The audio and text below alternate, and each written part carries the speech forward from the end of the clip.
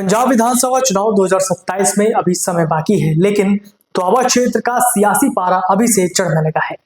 जालंधर स्थित प्रसिद्ध डेरा सचखंड बल्ला में श्री गुरु रविदास वाणी अध्ययन केंद्र की आधारशिला रखे जाने के साथ ही आम आदमी पार्टी, कांग्रेस और भाजपा के बीच श्रेय लेने की होड़ मच गई है। यह लड़ाई सिर्फ एक परियोजना तक सीमित नहीं है, बल्कि इसके पीछे छुपा है दोआबा का 38% दलित वोट बैंक, जो जालंधर, होशियारपुर, कपूरथला और नवाशहर की सभी 23 सीटों पर हार जीत तय करता है। एक तरफ आम आदमी पार्टी सरकार इसे अपनी बड़ी उपलब्धि बता रही है, तो दूसरी तरफ कांग्रेस इसे अपनी पुरानी पहल का हिस्सा करार दे रही है। वहीं भाजपा भी पद्मश्री सम्मान और पीएम मोदी की यात्राओं के जरिए रविदासिया समाज में पैठ बनाने की पूरी कोशिश में है। आखिर दोआबा की इन 23 सीटों का असली गणित क्या है और इस बार दलित मतदाता किस करवट बैठने वाले हैं, आइए समझते हैं इस पूरी रिपोर्ट में।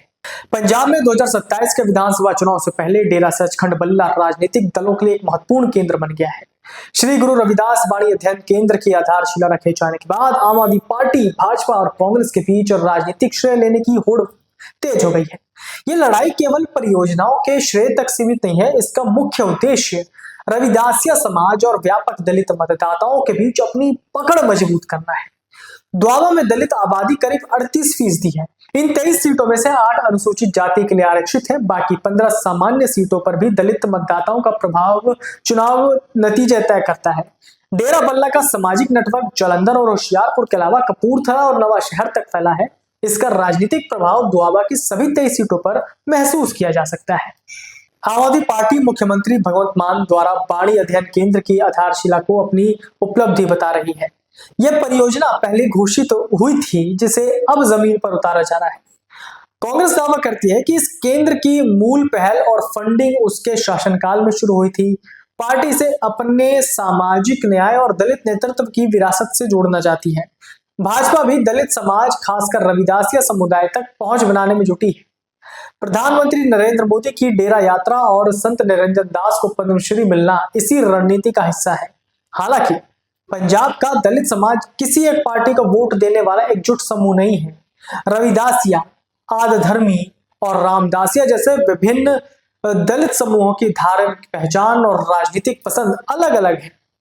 डेरा बल्ला का प्रभाव भी हर दलित समूह पर समान नहीं माना जा सकता।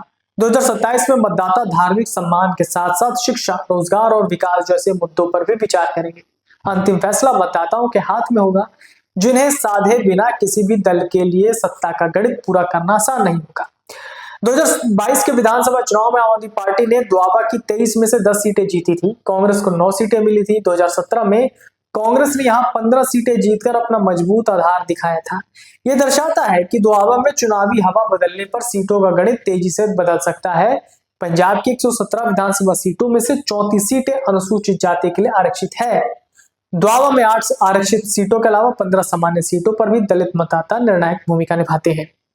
संक्षिप्त में कहें तो दोआबा की 23 सीटें और पंजाब की कुल 34 आरक्षित सीटें राज्य में किसी भी दल की सरकार बनाने के लिए बेहद निर्णायक है। यही वजह है कि डेरा सचखंड बल्ला से जुड़ा हर राजनीतिक कदम 2027 के चुनाव में बड़ा असर डाल सकता है। हालांकि पंजाब का दलित समाज किसी एक पार्टी का बंधा बधाया वोट बैंक नहीं है। धार्मिक आस्था से सम्मान के साथ साथ शिक्षा, रोजगार और जमीनी विकास ऐसे मुद्दे हैं जिन पर 2027 में मतदाता अंतिम फैसला करेंगे। अब देखना यह होगा कि आम आदमी पार्टी, कांग्रेस और भाजपा में से कौन सा दल इस दलित वोट बैंक के भरोसे को पूरी तरह से जीत पाता है। आपके राज्य की खबरें, आपके शहर की खबरें सबसे पहले जानने के लिए देखते रहें अमर उजाला। चैनल को सब्सक्राइब जरूर कर लें और पाएं हर अपडेट।